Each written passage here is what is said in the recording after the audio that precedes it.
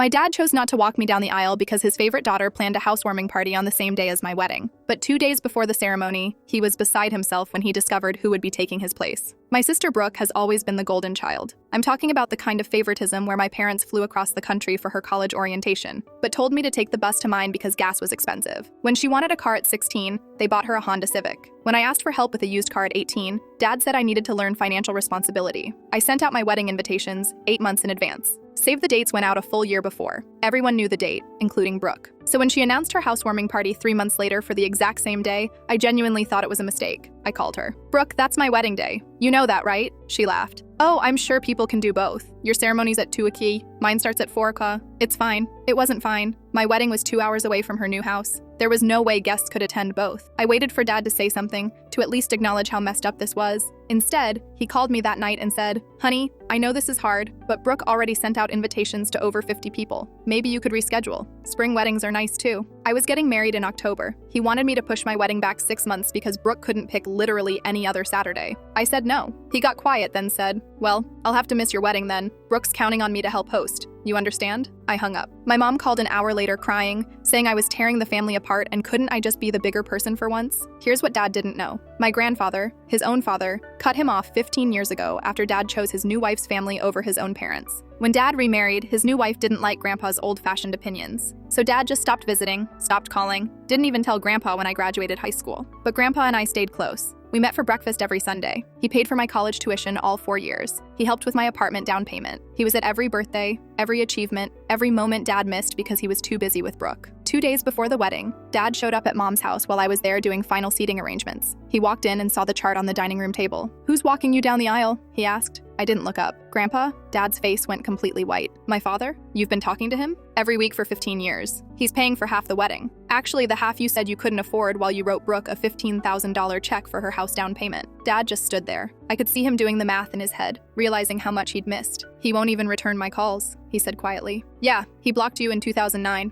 right after you told him your new family was your priority now, and he needed to respect that." Dad tried to salvage it. He called Grandpa 17 times that day. Grandpa never answered. Then Dad called me, voice shaking, asking if we could talk. I said, "I'm kind of busy planning a wedding and all. Please, I made a mistake. Let me walk you down the aisle. I'm your father." I took a breath. "You made your choice. Maybe you should have thought about priorities sooner. Brooke's party is at 4, right? You'll make it in time if you leave right after cocktail hour." He started crying, actually crying. "Don't do this. I'm not doing anything. You did this 2 months ago when you picked her party over my wedding. 2 years ago when you forgot my birthday. 15 years ago when you cut off your own father because your wife didn't like him." The day before the wedding, Brooke showed up at my apartment shaking and barely coherent. She'd been having panic attacks all week because Mom kept comparing our bodies. She wasn't trying to hurt me. She was terrified that in wedding photos, people would finally see me as the pretty one, and Mom would stop loving her. "I told Dad you agreed to postpone," she whispered. Before I could respond, headlights flooded my window. Dad's car screeched into the driveway and he jumped out, already yelling at Brooke to get in the car. She looked at me with pure terror and said Mom was waiting at their house with my wedding dress. I grabbed my keys and followed Dad's car the whole way there. My hands were shaking so hard I could barely grip the steering wheel. Brooke kept looking back at me through the rear window like she wanted to jump out at a red light. When we pulled up, every light in the house was on. Mom's car was parked sideways across the driveway like she'd been in a hurry. I walked in and there she was, sitting at the dining room table with my wedding dress spread across her lap, white silk spilling over the edges of the chair pooling on the floor, and in her right hand, a pair of fabric scissors, the big orange-handled ones she used for her quilting projects. "Hi, sweetie," she said, calm as anything. "We need to talk about your attitude." Dad stood in the doorway. Brooke was pressed against the wall, crying silently. "Mom, give me the dress." "I will, after you call the venue and postpone. 6 months should be enough time for you to think about how selfish you've been." I took a step forward. "I'm not postponing anything." Mom's fingers tightened on the scissors. She lifted them slightly, the blades resting against the fabric near the neckline. "Then I guess you'll be getting married in something else." The dress had cost $2,400. I'd saved for 8 months to afford it. The beading on the bodice was hand-sewn, tiny crystals that caught the light. Mom knew exactly what she was holding. She knew what it meant to me. "Mom, please," Brooke whispered from the wall. "Just give her the dress." "Oh, now you care about your sister?" Mom didn't even look at her. "Funny, because an hour ago you were crying about how she gets everything handed to her." "I never said that." "You did. You said she was Dad's favorite, and I had to make you schedule the party on her wedding day, or it would prove you didn't really love me." Brooke's face crumpled. "You told me to do that. You picked the date. You said if I didn't, it meant I was choosing her over you." And that's when Mom's whole expression changed. The calm mask just shattered. The pleasant smile disappeared, and something cold and mean took its place. "Shut up, Brooke. You're ruining everything." "No, I'm done. I'm so done." Brooke was shaking, but her voice got louder. "She's been giving me diet pills since I was 14. Every single morning, she puts them next to my breakfast and watches me take them. She tells me I have to work harder to be lovable because I'm not naturally pretty like you. I stared at Mom. She was gripping the scissors so hard her knuckles were white. Brooke, stop talking. She compares our bodies every day. She'll stand us next to each other and point out where I'm bigger. She measures my waist with her hands, like I'm livestock or something. I said shut up, but Brooke kept going, words tumbling out like she'd been holding them in for years. She told me you were going to look so beautiful at your wedding that no one would even notice me, that I needed to do something to get attention back. That's why she planned the party. Mom stood up. The dress slid to the floor in a puddle of silk and beading. You ungrateful little bitch. After everything I've done for you. I pulled out my phone and started recording. I didn't even think about it. Just opened the camera and hit the red button. Both of you are selfish bitches. You know that? Mom's voice was getting higher, louder, like a tea kettle about to scream. I sacrificed my entire life raising you two, and this is the thanks I get? Accusations and lies? Mom, calm down, Dad said weakly from the doorway. He hadn't moved an inch since we got there, just standing there like a piece of furniture. Don't you dare tell me to calm down. I gave up my career, my body, my youth for these two, and they treat me like garbage. She was pacing now, scissors still in her hand, waving them around as she talked. I kept the phone steady, making sure I got everything. I should have stopped at one child. Two was clearly a mistake. Brooke made a sound like she'd been hit, just this small wounded noise that came from somewhere deep in her chest. That's right, Brooke. Maybe if there was only one of you, you wouldn't be such a pathetic disappointment. But no,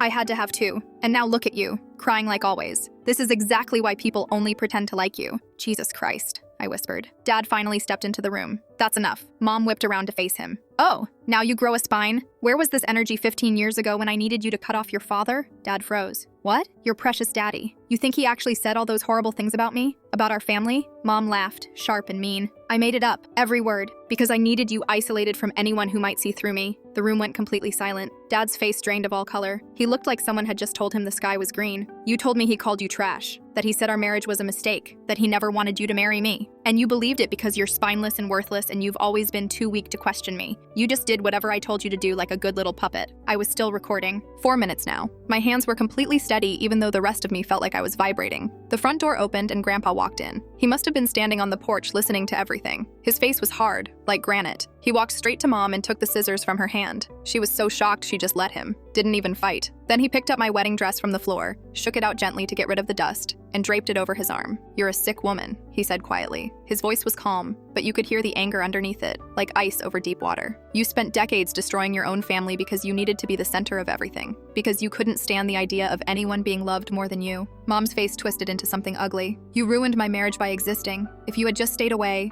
if you had just died or moved or done literally anything else. I stayed away because my son chose to believe your lies, but I never stopped loving him. I never stopped hoping he'd figure it out. Mom actually shoved him, pushed both hands against his chest hard enough that a younger man might have stumbled. Grandpa barely moved. He's 73, but he spent 40 years doing construction, and he's still solid as a tree. Get out of my house! It's not your house, it's his. Grandpa nodded at Dad. And I think you're done making decisions for this family. I stopped recording. 4 minutes and 37 seconds. More than enough. I took the dress from Grandpa and headed for the door. Brooke stumbled after me, nearly tripping over her own feet. Wait, please. Can I come with you? I looked back at Dad. He was just standing there in the middle of the room, staring at Mom like he didn't recognize her, like he was seeing her for the first time. Yeah, get in the car. Brooke climbed into the passenger seat and immediately started shaking. Not crying yet, just shaking like she was freezing even though it was 68 degrees outside. We were 2 blocks away when she finally spoke. I've been bulimic for 6 years, she said. Her voice was flat, distant, like she was reading someone else's medical chart. Mom knows. She's always known. Every morning she looks at me and tells me if I look tight or puffy. That's how I know if I did good the day before. I gripped the steering wheel so hard my fingers hurt. Brooke, the housewarming party wasn't even my idea. Mom picked the house. She decorated it. She chose all the furniture, the paint colors, the curtains, everything. I just signed the papers like a trained dog. She laughed, but it sounded broken, like glass cracking. She told me it was a test, to see if Dad really loved me more than you. If he picked my party, it meant I won. Won what? I don't know.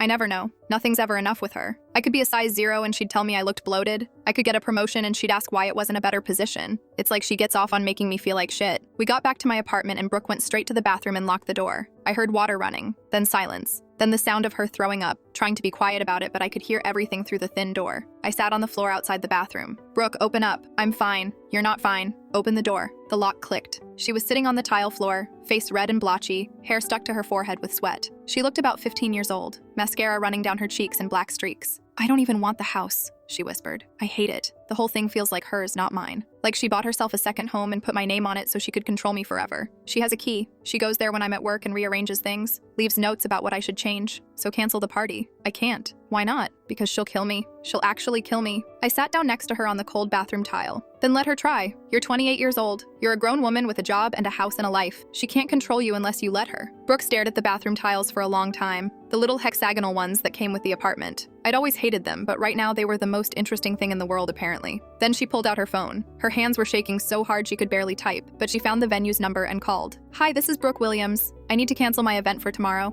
The woman on the other end said something about deposits and cancellation policies and how it was really short notice. I don't care about the deposits. Cancel everything. The food, the bartender, the DJ, the flowers, all of it. Just cancel it. The woman tried to confirm the details, and Brooke just kept saying, cancel it, cancel it, cancel it, until the woman finally agreed. She hung up and immediately started hyperventilating. Oh my God, she's going to lose her mind. She spent thousands on this. She invited everyone she knows. She's going to literally murder me. She spent your money. She's going to kill me. I grabbed her shoulders. She's not going to do anything. You just took your power back. For the first time in your entire life, you just made a choice that was yours. Not hers, yours. Brooke had a full panic attack right there on my bathroom floor. Couldn't breathe, couldn't think, just gasping and shaking and making these horrible choking sounds. I sat with her and counted breaths until she could breathe normally again. In for 4, hold for 4, out for 4, over and over until her chest stopped heaving. She fell asleep on my couch around midnight, curled up under a throw blanket like a kid. I stayed up all night watching her, making sure she was still breathing, making sure she didn't wake up and try to call mom and undo everything. Wedding morning came too fast. I was in my bedroom at 7 a.m. doing my makeup when I heard pounding on the front door. Not knocking, pounding, like someone was trying to break it down. Mom's voice carried through the walls. Open this door right now, Brooke. I know you're in there. I opened the door. Mom's hair was a mess. Her makeup smudged like she'd been crying or maybe hadn't slept, but her eyes were furious, like actually furious. I'd never seen her look like that before. Where is she? Sleeping. She stole thousands of dollars from me. The deposits are non-refundable and I want that money back immediately. You're joking. Do I look like I'm joking? That party cost me $8,000 and she canceled without even asking me, without discussing it. I planned everything.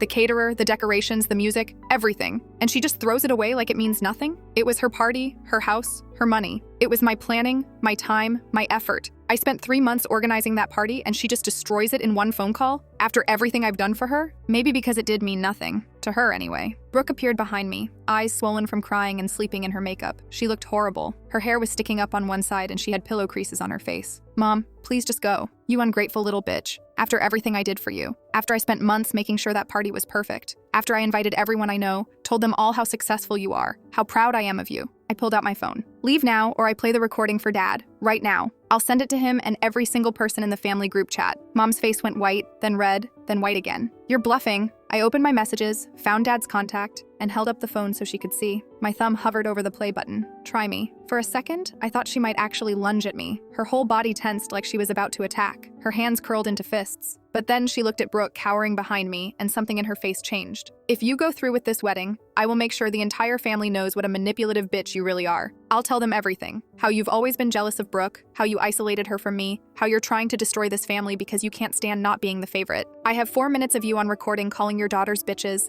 and saying you wished you'd only had one child. I have you admitting you lied to Dad for 15 years. Go ahead and tell them whatever you want. Mom's mouth opened and closed like a fish. Then she turned and left, heels clicking down the hallway way too loud for 7 in the morning. But I could see her through the window, sitting in her car in the parking lot, texting furiously. Her thumbs were flying across the screen, faster than I've ever seen anyone type. I called Grandpa. She's going to try something at the church. I know, he said. I'm already here setting up. I'll handle it. At the church, Grandpa stationed himself at the entrance like a bouncer at a club. When Mom's car pulled up at 1:30, he physically blocked the door with his body. You can come in and sit quietly in the back, or you can leave. Choose. Mom looked at him for a long moment. I was watching from inside through the stained glass windows. Her face went through about 15 different expressions. Then she said, "Fine, I'll sit in the back." She walked past him with her head held high like she was the Queen of England or something. Found a seat in the very last row, right next to the door. Like she was planning an escape route, but I could see her phone glowing in the dim church light during the entire ceremony. She was texting through my vows, through the exchange of rings, through the kiss, through the part where the officiant said you may kiss the bride and everyone clapped. Just texting and texting and texting. My phone started buzzing during the vows. I'd put it on silent, but I could feel it vibrating in my bouquet where I'd stashed it. By the time we got to the reception hall, I had 47 unread messages. My aunt cornered me before dinner was even served. She pulled me aside near the bathroom, away from everyone else. "Honey, what's going on? "Your mom is saying some really concerning things in the family chat." She showed me her phone. The group chat was absolutely blowing up. Mom had sent dozens of messages claiming I'd manipulated and isolated Brooke, that Brooke was having a complete breakdown and needed professional help, that I'd always been jealous and was finally showing my true colors, that I was controlling and mean and had always resented Brooke for being the pretty one. And people were believing her. My cousins were sending concerned messages. My Uncle Tom said he'd always noticed I had a mean streak. Someone said they weren't surprised. My grandmother, Dad's mom, the one who barely spoke to me growing up, said she'd always known something was off about me, that I'd always been difficult and cold. Mom was poisoning the entire family against me in real time, creating this narrative where she was the concerned mother and I was the villain who was manipulating poor, fragile Brooke. And if I didn't do something immediately, she'd win. She'd make herself the victim and me the bad guy, and none of the truth would matter. I looked across the reception hall. Mom was sitting at her table, phone in hand, that same calm expression on her face, like she was texting about the weather, like she was planning a grocery list. I looked at Grandpa. He was watching me carefully from his table. He nodded once. I walked to the DJ booth and asked for the microphone. The DJ looked confused, but he handed it over. The music cut out. 60 people turned to look at me. Conversations died mid-sentence. Forks stopped moving. "Hi everyone. I'm sorry to interrupt the party, but I need to address something about family. Some of you have been getting messages today, concerning messages about my sister and me, and I think you deserve to hear the truth directly instead of through text messages." I connected my phone to the speaker system. The DJ helped me get it set up, though he looked really uncomfortable about the whole thing. "This is a recording from last night. My mother doesn't know I have it, but I think it's important you all hear exactly who she is." I pressed play. Mom's voice filled the reception hall, tinny through the speakers but crystal clear, every word audible. "Both of you are selfish bitches, you know that? I sacrificed my entire life raising you two and this is the thanks I get?" People stopped eating. Forks hovered in midair. Wine glasses paused halfway to mouths. Someone dropped their napkin. "I should have stopped at one child. Two was clearly a mistake." Someone gasped. I saw my cousin Amy put her hand over her mouth, eyes wide. Her date looked shocked. "That's right, Brooke. Maybe if there was only one of you, you wouldn't be such a pathetic disappointment." My uncle's face went red. My aunt started crying quietly. People were looking at each other, then at Mom, then back at their plates. The recording kept going. 4 minutes of Mom screaming, saying Brooke was unlovable, saying people only pretended to like her, admitting she'd lied about Grandpa for 15 years to isolate Dad, calling Dad spineless and worthless and a puppet. When it ended, the room was dead silent. You could hear the air conditioning humming. Someone's phone buzzed and it sounded like a gunshot in the quiet. A chair scraped against the floor somewhere. I spoke into the microphone, my voice steady even though my heart was pounding so hard I could feel it in my throat. "My mother has been giving my sister diet pills since she was 14 years old. She knew Brooke was bulimic and she encouraged it. She told her she looked soft when she ate. She measured her waist every single morning to make sure she was losing weight." I looked at Brooke. She was standing now, next to her table, tears running down her face but her chin up. She looked terrified but determined, like she was about to jump off a cliff. "The housewarming party that was scheduled for today, the one some of you got invitations to, Mom planned the whole thing. She picked the date deliberately to sabotage my wedding, told Brooke to schedule it the same day. Then she told Brooke it was a test of whether Dad loved her more than me." Brooke's voice cracked but she kept talking. "It's true, all of it. I've been throwing up after meals for 6 years because my mom told me I wasn't pretty enough to be loved if I didn't stay thin. She gives me pills every morning and watches me take them. She stands me next to my sister and compares our bodies and points out every place where I'm bigger." The room erupted, people talking over each other, some getting up from their seats. My aunt was full-on sobbing now. My uncle looked like he wanted to punch something, his face getting redder and redder. Grandpa sat perfectly still, watching Mom with this expression I couldn't read. Mom stood up so fast her chair fell backward and hit the floor with a crash that made half the room jump. "They're lying! That recording is edited! She's always been jealous of Brooke, and this is exactly the kind of manipulation I was talking about. Can't you see what she's doing? She's trying to turn you all against me." But people were already walking out. My cousin Amy grabbed her purse and headed straight for the exit, her heels clicking fast across the floor. 2 of Dad's coworkers followed, shaking their heads. Then my uncle and aunt, my aunt still crying. Then more people, like dominoes falling, one after another getting up and leaving. Mom looked around at the half-empty tables, watching people leave, and her face just crumbled. The mask fell completely away, and for a second she looked lost and small and old, like someone had deflated her. Then she ran. Actually ran out of the reception hall, heels clicking on the hardwood floor, one hand holding up her dress so she wouldn't trip. She looked ridiculous. Honestly, like she was fleeing a crime scene. Dad sat frozen at his table for a moment, staring at the door. His face was completely blank. Then he got up slowly, like an old man, and followed her. I walked to the window. In the parking lot, I could see Mom screaming at Dad. Her arms were flailing wildly. Dad just stood there shaking his head, hands in his pockets, looking at the ground. Then Mom started hitting his chest with her fists, over and over, and Dad caught her wrists and held them still. They stood like that for a minute, frozen like a photograph. Then Dad said something I couldn't hear through the glass, and Mom's whole body went limp. She sagged forward and Dad had to hold her up. Grandpa's phone buzzed. He read the message, his face unchanging. and showed it to me. She admitted everything. She's been lying for 20 years. I'm taking her home and telling her to leave. I watched Dad guide Mom into the passenger seat. She wasn't fighting anymore, just moving like a puppet with cut strings. Dad closed the door gently and walked around to the driver's side. He didn't look back at the reception hall, didn't wave or acknowledge anyone watching. The car pulled out of the parking lot and disappeared down the street, Mom's silhouette still moving frantically behind the window, her mouth open in what might have been screaming or crying or both.